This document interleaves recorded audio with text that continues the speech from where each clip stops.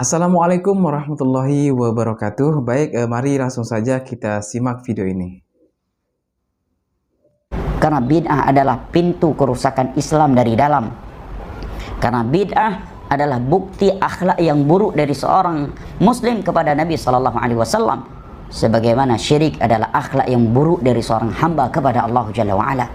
Syirik berlawanan dengan la ilaha illallah. Sedangkan bid'ah berlawanan dengan syahadat asyhadu anna Muhammadan Rasulullah. Karena Nabi mengatakan kullu bid'atin dhalalah wa kullu dhalalatin finnar. Ketika orang berbuat bid'ah, kita nggak langsung mengatakan orang itu sesat, tidak. Perbuatan bid'ahnya sesat, nggak langsung orang itu katakan ini sesat. Enggak, kita nggak menuduh orangnya. Kan orang mengatakan ini ustaz suka menyesatkan. Loh, saya bawakan hadis Nabi menyesatkan. Yang menyesatkan di sini siapa? Rasulullah mengatakan kullu bid'atin dhalalah wa kullu dhalalatin finnar. Rasul mengatakan demikian. Kita hanya menyampaikan. Ketika orang itu bersikeras dengan pendapat dan terus melakukan bid'ah, ya betul dia sesat. Dia udah tahu nih penjelasan dalil, dia tahu hadis Nabi, tetap dia nggak mau. Dia tahu dalilnya, dia tolak dengan perbuatannya. Makanya kata Allah apa? Falamma zagu azagallahu qulubahum. Wallahu la yahdil qawmal fasiqin. Tatkala mereka sudah sesat, berpaling, kami biarkan dia sesat. Allah nggak akan tunjuki orang-orang yang fasik. Bid'ah itu bukan hukum.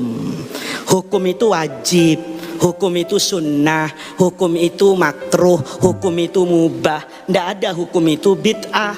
Bid'ah itu hanya ingin mengatakan ini tidak dikerjakan oleh Nabi. Tapi apa yang tidak dikerjakan oleh Nabi belum tentu tidak boleh kita kerjakan. Nabi selama Ramadan nggak ada pengajian duhur gitu. Maka kita semua ini masuk neraka, Pak, karena mengada-ngadakan ada pengajian duhur dibuat harinya Sabtu Minggu lagi, ya kan? Hari-hari yang mungkin diagungkan oleh agama lain. Lihat, Pak, ini kan sederhana. Kalau kita mau rendah hati, punya akhlak, ya kalau masih dokter puskesmas itu ya jangan banyak-banyak berfatwa lah. Tunggu dokter spesialis, bukan sombong-sombongan, Pak. Bapak berobat aja hati-hati, kok milih dokter? Masa sekarang milih guru nggak hati-hati? Tanya rekam jejaknya, belajarnya, sehingga dia tahu adonan ini kayak apa. Begitu Umar ngomong bi nikma, orang yang ngaji bahasa Arab tuh tahu, Pak. Nikma itu dalam bahasa Arab untuk yang baik. Kalau yang jelek itu bisa. Ini kalau ada orang laki-laki, sebagus-bagusnya orang laki si fulan, ni'mar rajul, sebagus-bagusnya laki nih. Kalau sejelek-jeleknya bisa ar-rajul. Maka, Pak, kalau kita rendah hati, enak. Oh iya ya, bid'ah itu kuncinya apa? Kuncinya payung hukum besarnya. Payung hukum besarnya ada, teknisnya nggak ada. Teknis itu bukan bid'ah. Inna nahnu nazzalna dzikra wa inna lahu lahafidun. Saya jaga Quran ini. Penjagaan Quran di masa Nabi dengan sekarang beda. Nih, saya dulu, Pak, di Madinah tahun 90-an itu pertama kali saya lihat Quran bagus, Pak. Dulu Saudi masih kaya, Qurannya merah, ada emasnya di pinggirnya itu. Itu di Masjid Nabawi itu. Kalau Bapak kan sekarang wakaf Quran diterima. Dulu kalau ada Quran tidak cetak pemerintah Saudi, itu biar bagus dikeluarin sama Saudi dulu tahun 90-an. Saya ngafalin Quran, Bang, sambil megang mushaf yang mahal itu.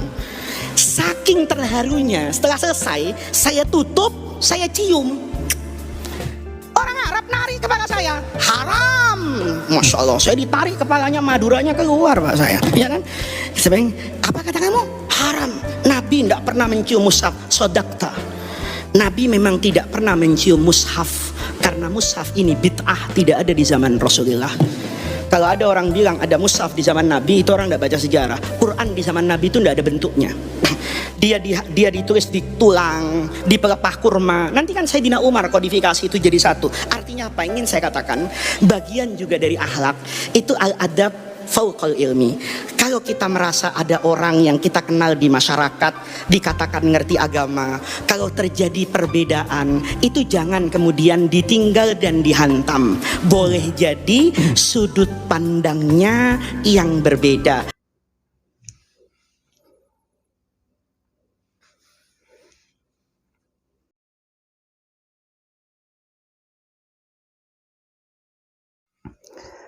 Nah, baik teman-teman semua,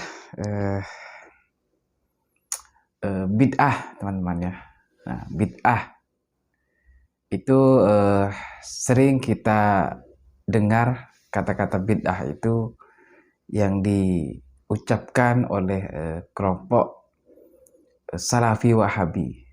Nah, itu sering teman-teman ya kita mendengar ucapan atau kata bid'ah, yang mana bid'ah itu adalah suatu perkara yang tidak ada contoh dari Nabi atau yang tidak pernah Nabi buat.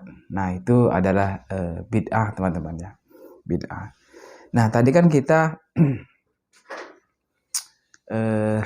melihat juga di awal video, ya teman-teman pasti tahu lah mereka itu adalah Ustadz Salafi Wahabi yang memang mereka tidak mengamalkan amalan di luar yang Nabi buat, atau amalan yang tidak pernah dikerjakan oleh Nabi, teman-teman ya. Nah, mereka itu mengatakan semua itu adalah di luar yang tidak dibuat Nabi itu adalah bid'ah, teman-teman ya.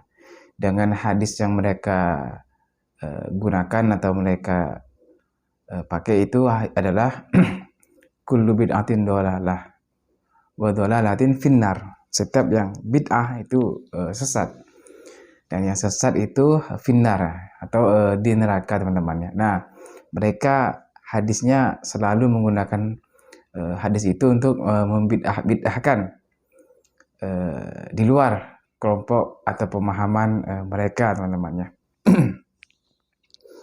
Nah, banyak sekali amalan-amalan yang mereka bid'ahkan, teman-teman, yang kita selaku Ahlussunnah wal Jamaah yang banyak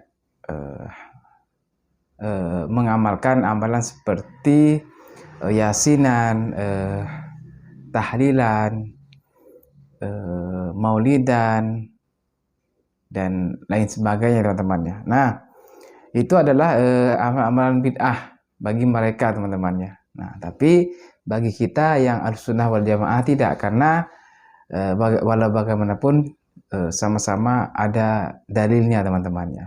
Nah, seperti tadi yang disampaikan juga oleh Gus Faiz, Masya Allah, beliau sangat luar biasa, yaitu tentang beliau yang mencium mushaf.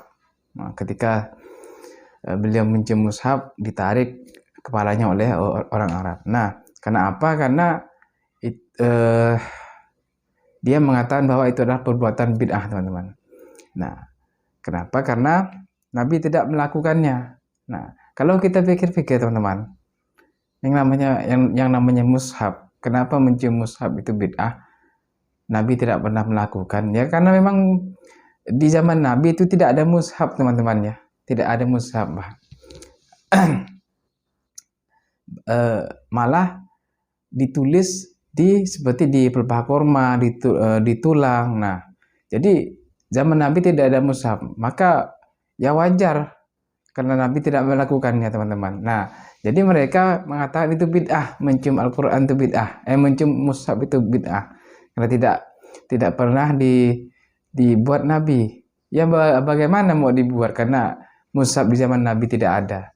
Coba teman-teman pikir. Jadi mereka itu dengan mudahnya, teman-teman ya, apa-apa hal-hal apa saja yang tidak pernah Nabi lakukan itu mereka katakan bid'ah. Nah, mungkin teman-teman juga sudah sering mendengar kata-kata bid'ah tersebut, teman-teman ya. Baik, teman-teman semua, cukup mungkin hanya ini yang dapat saya sampaikan.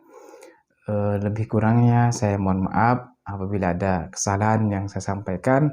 Mohon dimaafkan yang sebesar-besarnya. Terima kasih kepada teman-teman semua yang sudah menyimak video ini. Mudah-mudahan video ini bisa bermanfaat. Baik, teman-teman, sebelumnya saya juga ingin mengucapkan terima kasih banyak kepada teman-teman semua yang sudah mensupport, mensubscribe, mendukung channel ini. Mudah-mudahan channel ini bisa terus berkembang dan memberikan manfaat untuk kita semua. Baik, teman-teman semua, cukup sampai di sini dan saya akhiri. Assalamualaikum warahmatullahi wabarakatuh.